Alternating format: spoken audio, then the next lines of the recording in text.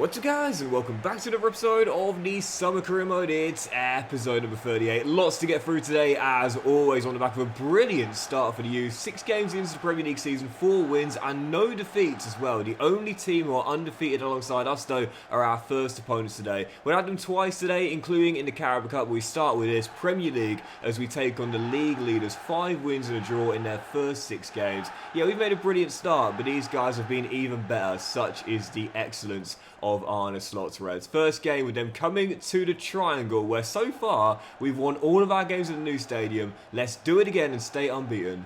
Come on, News. Do you remember in the last episode I was talking about, in order to condense the episodes, what I might start doing is just showing you any player that I find in the scouting that makes the academy and not the full scout reports themselves.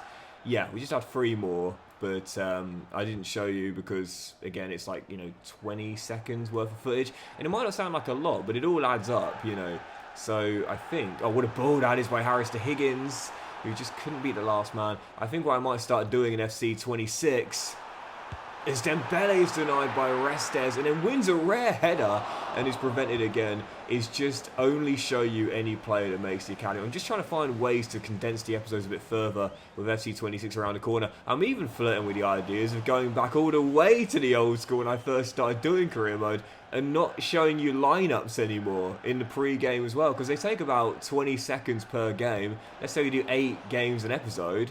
That's a few minutes, I think. So yeah, oh dear, what have I done there? As Adingra rolls it through, and Matt O'Reilly twisting, turning, finds Boniface, offloads to Noosa. Great save by Cameron, keeps it at 0-0. Yeah, it's trying to find ways to condense the episodes heading into FC 26. For me, I prefer the presentation style I have now, pre-game, of like showing you the lineups, a couple of shots of the players walking out of the tunnel, because it gives that match of the day feel, which is always what I've wanted my videos to kind of be like, that match of the day feel. It's what I kind of grew up with. As Higgins is denied, both keepers on fire early in this game here, and the Premiership on ITV, of course, would have been my all-time favourite with the great Des Lynam. I know it's a reference that very few people are going to get, but yeah, that to me was always what I wanted my videos to be like. But times change, trends change, things are a lot different compared to how they used to be, as Restes sniffs out that chance as well. And people just want to get straight into the gameplay nowadays, It's like now the Premier League highlights on the BBC website, for example, there's no lineups, you see the club badges and it's straight to the action. So for FC 26, I might start doing that myself. We'll go into lineups and the intros and just getting straight to the games, basically. The Premiership on ITV, my goodness. So nostalgic for that. Don't get me wrong, Match of the Day is far superior, mainly due to the fact there's no ad breaks on BBC. But, oh man, the first single I ever bought, which, again, I know makes me sound incredibly old nowadays, the first physical copy, the CD I brought, U2, Beautiful Day, and it's because it was the theme song to the Premiership. Oh, so nostalgic for that. We, my dad, like, videotaped some episodes for me, because I couldn't stay up that late sometimes, and I would have finished that by Boniface. And I then watch them the following day. I think I've got rid of them now. But back in the day, I had like loads of old copies of the Premiership, and I'd watch them on repeat, man. My favourite copy, and I know I'm sounding incredibly old here. My favourite copy was the one where Peter Schmeichel scored for Aston Villa, and Aston Villa fans out there remember Schmeichel towards the end of his career, after Manchester United, Sporting Lisbon, Aston Villa, then Man City, funnily enough. But he had a brief stint at Aston Villa, and Schmeichel was my childhood hero. And so in that episode of the Premiership, it featured the game as Higgins, what a finish, featured his fantastic volley for Aston Villa. But anyway, what a brilliant game this is going to be. Instant level at 1-1. You can see why both teams are undefeated. This has been a fantastic contest. What a brilliant game this has been, man. Seriously, as the full-time whistle goes there, I'm going to take that point and be very satisfied with it.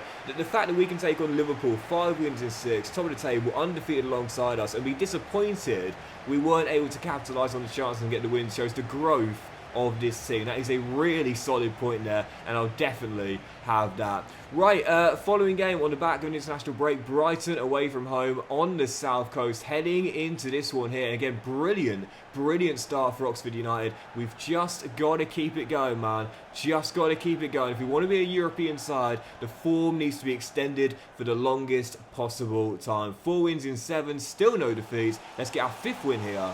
Come on, the Wolves.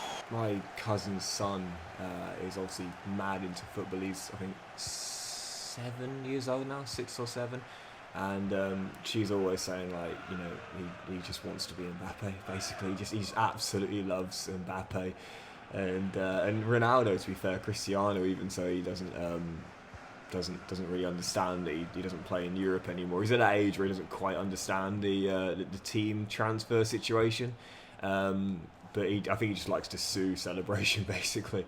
But when I was that age, again, my heroes when I first started getting into football, 2 really, Peter Schmeichel at Manchester United and David Seaman for Arsenal. I just wanted to be both of them. I wanted to have long hair like David Seaman, and I just wanted to be like Peter Schmeichel. I was just, you know, diving around the living room, jumping onto sofas, you know, just pretending to be Peter Schmeichel.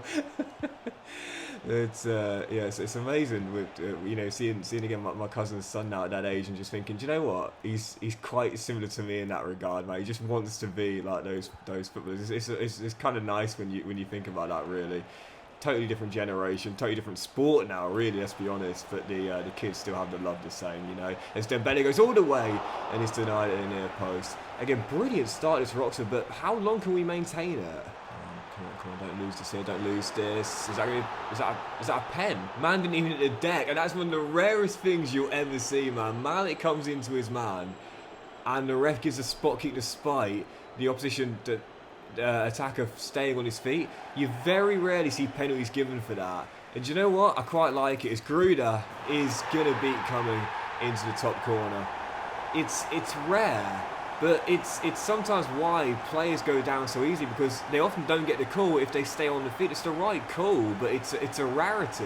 I get so frustrated sometimes when I see pundits talking about footballers who go down too easily, or, you know, they're looking to over-exaggerate the fall, and I say, well, how many times do you see a penalty when a player stays on his feet? Go on, Higgins.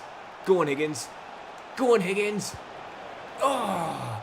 Basically, you're penalised for being strong and honest as an attacking player, yet rewarded for being, you know, somewhat softer, if you will, when a challenge comes in. And so, you know, pundits can criticise that all the time, but until penalties and fouls start being given for players still standing on their feet, yet clearly having contact, well, that's going to keep on happening. So, great decision there as Warner hits the crossbar and we still trail. Can we find a leveller? I think that's going to do it, as well as Dior does well to win it back. We're going to get one last chance here. One last chance. Dolan. Tyrese Dolan, what a save! So I've done this before where it's the last chance of the game, and what I do is to get every single player, or the vast majority of players you can in the box, you actually bring your keeper to take the corner forward, because you notice now you can't bring your keeper up like you used to be able to do by going to ultra attacking, and now there's, you know, it's just not the same really, is it? But this is the way you can get one extra player on the box, is you bring your keeper forward, you take it short, and then you can float it into the middle and just hope someone gets their head on it. Far post, it is Harris who hits the side net. I did it in my Mönchengladbach save, and we did score a goal that way.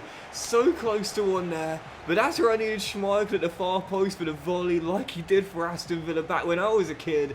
Harris's only touch since coming on couldn't squeeze it in at the far post. When I said how long can the unbeaten run go on for, there's your answer. Ends here at Brighton, 1-0 loss, but just like last season, can't be too surprised, man. At home, brilliant. Away from home, that's where we start to look a little bit shaky.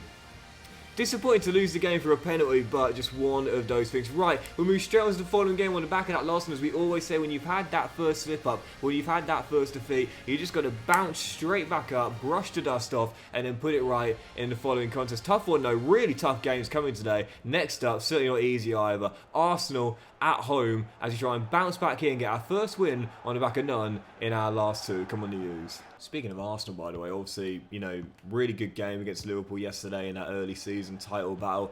Lost it late, Szoboszlai won the goal. What a free kick, honestly, unbelievable. As the Gunners take a very early lead right from the kickoff to make it 1-0. But the amount of hyperbolic reactions I've seen regarding defeat, it's like, come on, you know. And I know some of it's tongue-in-cheek, you know, saying, oh, title's over, give it Liverpool already, Arsenal going to finish titleless again. It's like, you're 3 games into the season. Do you know what I mean? Like, so come on. And don't get me wrong, it's a massive win for Liverpool. And I have said this season I think they'll run it back. And obviously they've won the first 3. But all 3 have been wins late on in games. All 3 of their wins have come very late. But it's 3 games into the season. And you got so many people saying, oh, it's not going to be Arsenal's again this year. You know, it's 3 games. Seriously, man. 3 games. I think now, like, the amount of, like, knee-jerk reactions we see have far increased since when I was younger. But come on, we've got plenty of time for this. And, you know, I've been a defender of Arteta for a long time. And I think after their first loss of the season, coming at Anfield, only because of a late wonder goal, yeah, I don't think he needs to worry that much. Wayne Rooney going on about it. Come on, mate. Seriously, you of all people should know. And then over till it's over, circa 2012. Anyway, still 1-0 down here. And the Gunners, who won the title last season in the save, going for it back-to-back this year and aiming to show that this Oxford United start was good, but they are nowhere near the level that we are. As Duomo intercepts straight to Sambi Lokonga. Good save coming. And Calvez trying to get away from Malik down this left-hand side. Amin comes back to make the tackle. And we shall clear it away. And as things stand, it's going to be yet another game for Oxford without a win. Oh, Harris is free there. Great hold-up. Forson, brilliant finish for his first of the year. We can't afford to lose again, man. If we do want to be a European team, forget the Champions League, but Europe altogether, we can't have 3 straight games without a win. To be fair, I kind of understand like why you see a lot of pundits and you know, social media people you know, making comments that are very what you call knee-jerk. Oh, Dolan, what a ball. Harris, brilliant comeback from the U's. You know, knee-jerk reactions to incidents or, you know, games or, you know, very hyperbolic, outlandish, far-fetched comments. Because I think it's just the click nature we're in of sports journalism now. And I don't think that it's the only way to get engagement. You look at certain websites, for example, like The Athletic. I love The Athletic. I think it's a brilliant, brilliant site. If you want genuinely good sports journalism, The Athletic is the way to go, in my opinion.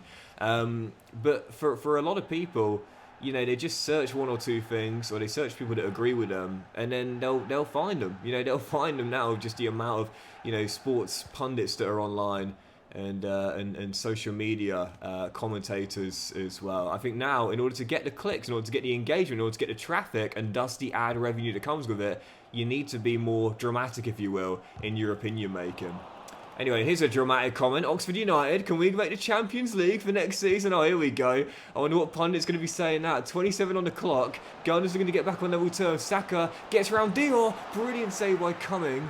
It'll be backheel to Samuel Lokonga. 1-2 with Pedro Calvez. Brilliant finish by the new gen. 2-2. It's part of the reason I don't do social media anymore. Like, it just doesn't feel like it's organic anymore, you know, as Cumming makes a brilliant save there to keep it at 2-1. Social media now feels manufactured. And that's like the antithesis of what it should be, in my opinion. Is that the right word? I don't know. But it's the opposite of what social media was when it first came onto the scene, and what, in my opinion, made it great. It was just really, really organic. And now it just feels like it's, like I said, yeah, just manufactured for people to try and get clicks and engagement.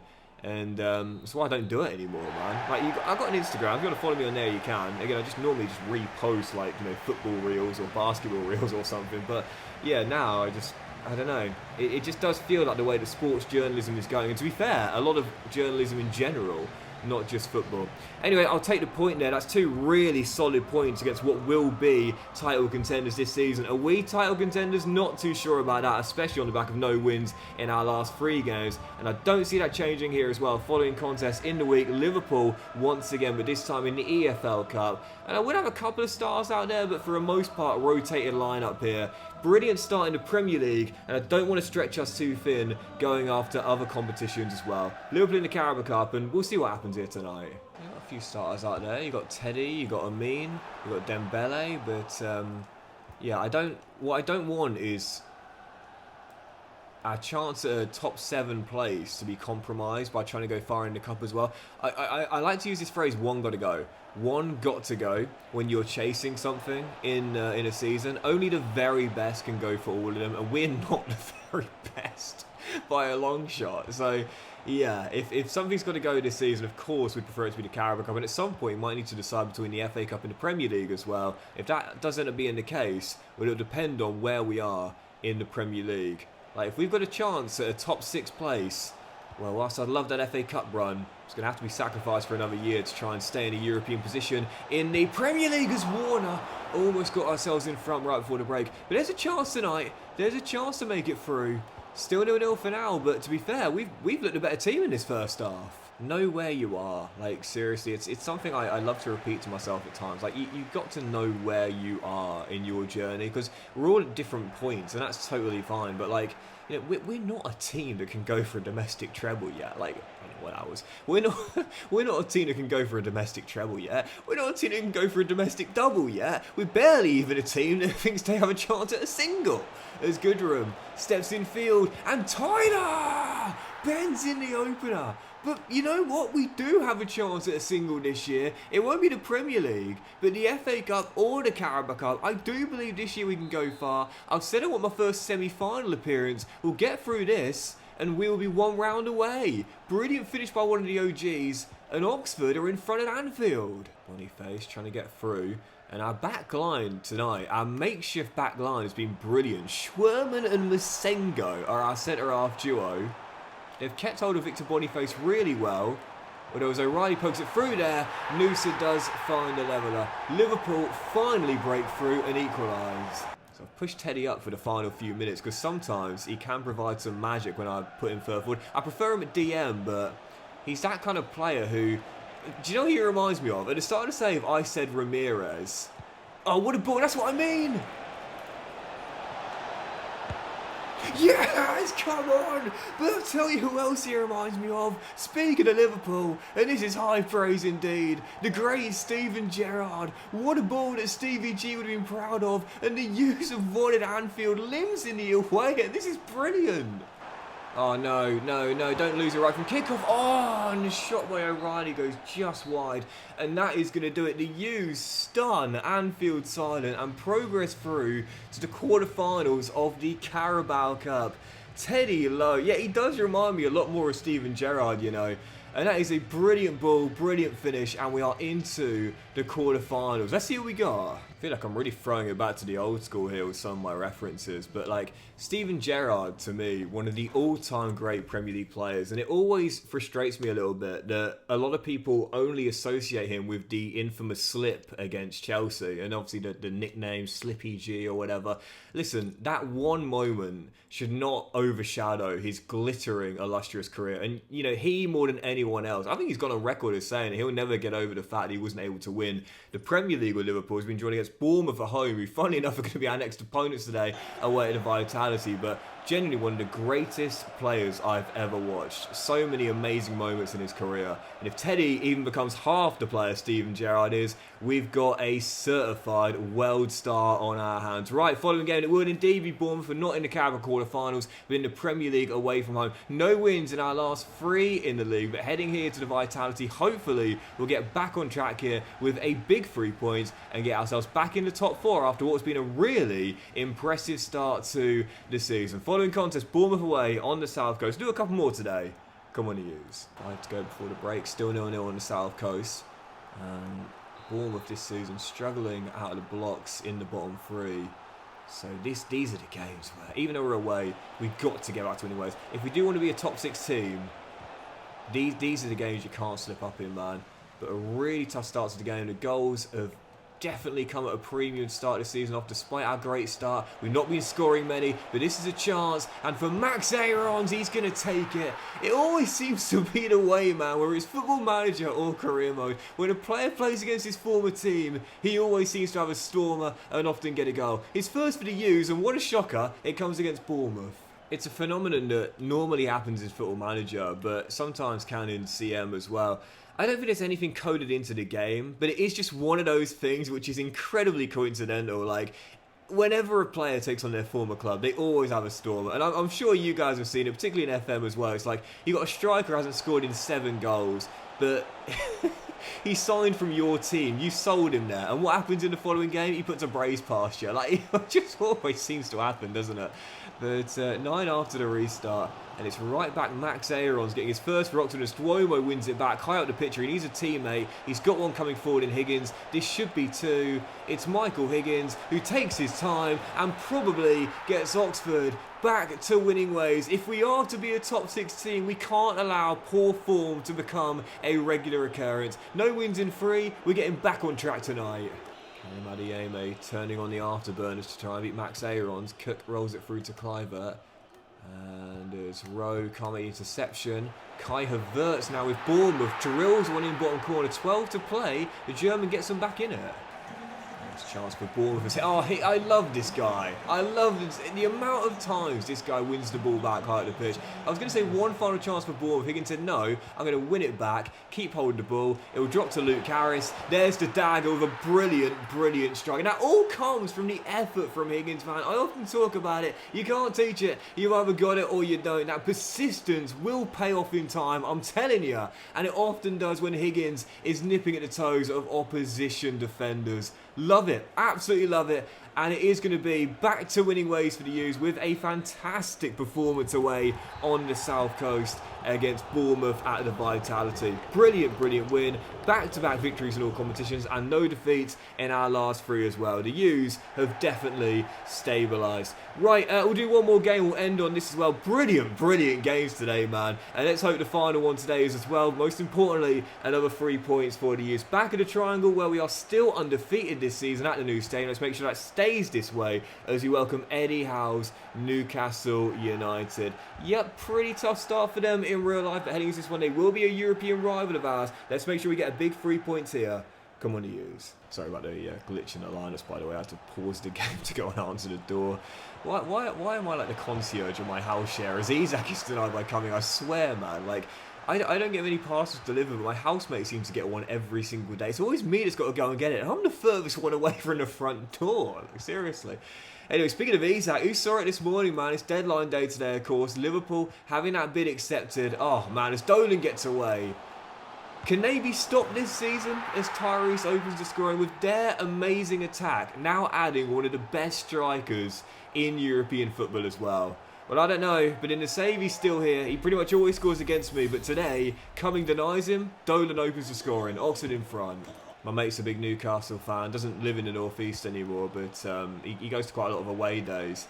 And he was talking to me about it the other day. Like, with Isak, he just wishes that he could end the window with Isak just staying and rotting in the reserves for the way he's kind of thrown his toys out the pram a little bit. And obviously he's given his side as well, you know, and I understand that, you know, there's 2 sides to every story and so on and so forth. But genuinely, with the public investment fund backed by Saudi Arabia, it's not a need to worry about money. For PSR, Newcastle do, but ultimately, I would have loved to have seen a club like Newcastle make a stance and say, do you know what? You've got several years in your contract, sod it. Like, you don't want to play for the club again? Fine. You spend your whole prime years rotting in the reserves and not playing at all. You know, whether he gets capped for Sweden during that time, that would be something interesting. But you won't play for us again? You're not going to play for anyone else either. Sod it, you know?